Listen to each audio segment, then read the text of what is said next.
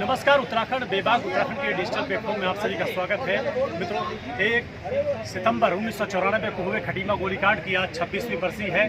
इस 26वीं बरसी पर आज पहली बार प्रदेश के मुख्यमंत्री पुष्कर सिंह धामी इस खटीमा में शहीदों को श्रद्धासुमन अर्पित करने पहुंचे हैं। राज्य गठन के 20 सालों में पहली बार ऐसा हुआ है कि कोई मुख्यमंत्री राज्य आंदोलनकारी, जो कि खटीमा आंदोलन की धरती कही जाती है, उसमें श्रद्धासुमन अर्पित करने पहुंचे हैं।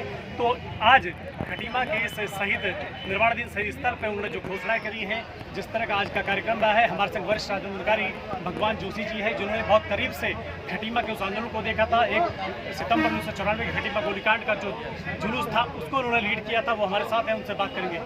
जोशी, 1 सितंबर 1994 की 26वीं बरसी, आज प्रदेश के मुख्यमंत्री पहली बार खटीमा की धरती पर आते हैं और शहीदों को श्रद्धासुमन अर्पित करते हैं। तो किस तरह से एक आंदोलनकारी के तौर पर आप उसको देखते हैं? ये हमारे लिए सौभाग्य की बात है। आज ऐसा एक दिन आया खटीमा में ही पहली गोली खटीमा ने झेली।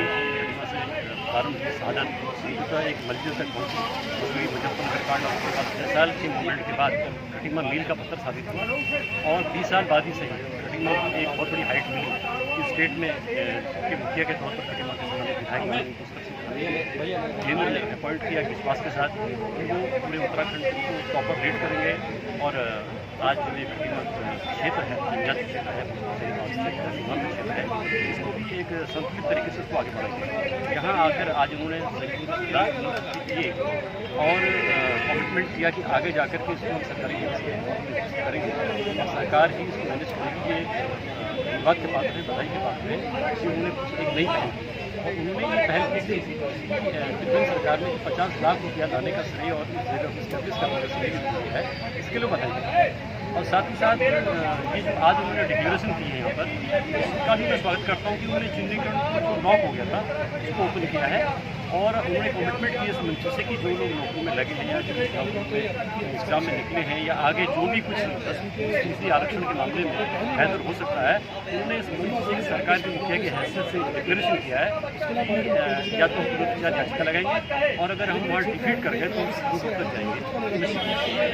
बात मानी जा सकती है कि उनके अंदर ये पीड़ा है कि भाई जो लोग उसमें क्रांतिवीर घोषित हुए थे, जेल और घायल, उनको मारा गया, हमारे भी अत्याचार हुआ, उसमें बाबू मात्र बनाया था। ठीक है, आज उनको अपग्रेड भी होगी और उनको नौकरी से निकाला जा रहा है।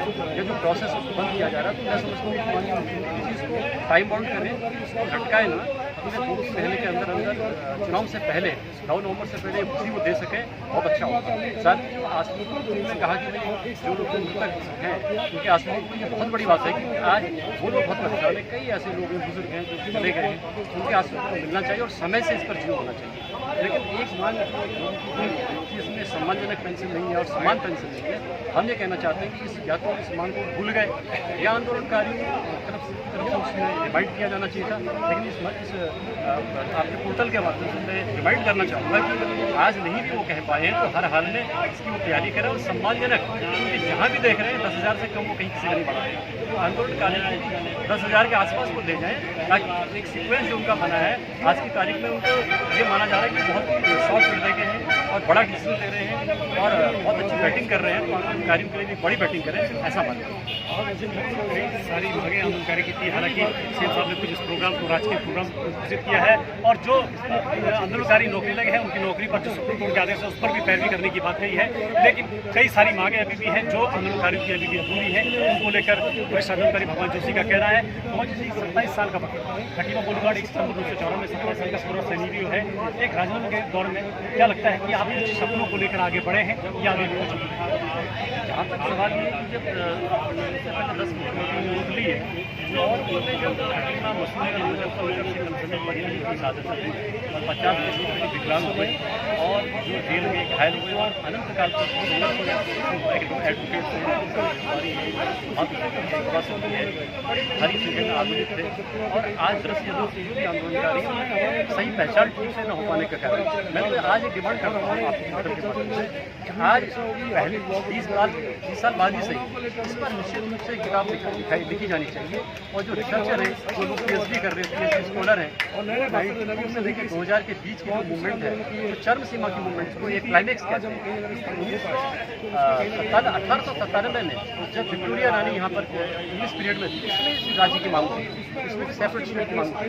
तो 100 साल के बाद एक बड़ी मूवमेंट होती है और बहुत निर्णायक मूवमेंट होती है, तो उसको कहीं पर भी लिपिबद्ध नहीं किया और एक बहुत ही कमजोर परिषद बना करके लाल बत्तियाँ बांट करके आज हो भी नहीं रहा। तो हम ये चाहते हैं कि हमारे पास कोई लिंक नहीं है, कोई रास्ता नहीं है, कोई दरवाजा नहीं है। मुख्यमंत्री जी से मिले तो उसके लिए कम से कम 7 दिन वेट करना पड़ता है, उसके बाद 5 मिनट की खड़े खड़े बात होती है, उसके बाद मुख्यमंत्री जी हाँ कहें ना कहें उनकी मर्जी है।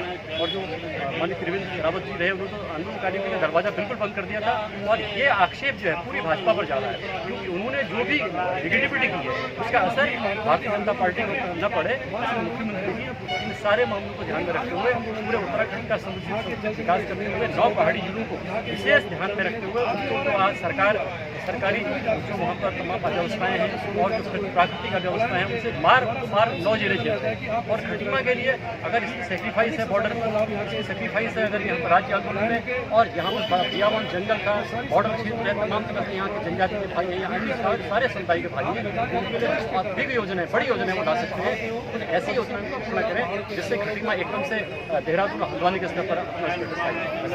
बिल्कुल अंतिम सवाल मेरा जोशी जी आपसे ये है कि 20 सालों बाद राज्य गठन के निर्माण में शहीद स्मारक आपको मिलता है, उसमें आज पहली बार आप लोग जो राज्यों के साथ शहीद खटीमा को कितनी खुशी है कि आज एक निर्माण में शहीद स्मारक में आपको बहुत खुशी है। और हमें बहुत खुशियाँ मिली है, एक साथ हमें स्मारक भी मिला और यहाँ पर जो है हमारे मुख्यमंत्री खटीमा से ये भी एक खुशी समय है। और मैं तो ये पोर्टल के माध्यम से, ये न्यूज़ चैनल के माध्यम से ये भी अपील करना चाहूँगा कि इतनी बड़ी पोजीशन अगर आपको मिली है, एक झटके में मिली है, तो माननीय मोदी जी ने और उनके जो भी उनके मातहत लोग हैं, केंद्र ने ये निर्णय लिया है, तो निश्चित रूप से खटीमा के साथ खटीमा के योगदान जनता ने पार्लियामेंट चुनाव में, विधानसभा चुनाव में जो लगातार समर्थन किया है, राम जन्मभूमि आंदोलन में यहाँ के लोगों ने समर्थन दिया है, उन सबका एक गिफ्ट मैं समझता हूँ। और मैं ये चाहूँगा कि ऐसे पौधे को जो यहाँ पर रोपा गया है, ऐसे पौधे को विकसित किया जाना चाहिए, यहाँ की जनता को धैर्य भी रखना चाहिए। मुझे तो आज उनके भाषण से उन्होंने जो आज दिया है, मुँह खोला है, उनमें अपार संभावनाएं लगती हैं और यहाँ की जनता का भविष्य सुंदर, स्वर्णिम है, सुंदर है, ऐसा लगता है। जी बिल्कुल, वरिष्ठ अधिकारी भगवान जोशी का साफ कहना है कि आज पहली बार उनको खुशी है कि प्रदेश जो गठन हुआ था 20 सालों बाद, प्रदेश के किसी मुखिया ने खटीमा पहुंचकर खटीमा गोलीकांड के शहीदों को श्रद्धासुमन अर्पित करी है। और साथ ही जो शहीदों के इस धरती पर जो राजनीतिकारियों की मांगे थी उन पर कहीं ना कहीं मुख्यमंत्री आगे बढ़े, हालांकि कुछ मांगे अभी भी उनकी अधूरी है, उसको लेकर वो आशान्वित हैं कि आने वाले समय पर ये वो मुख्यमंत्री उस पर भी आगे बढ़ेंगे और आंदोलनकारियों की जो भावनाएं हैं उनका सम्मान करेंगे। मैं दीपक फुलेरा खटीमा से बेबाक उत्तराखंड के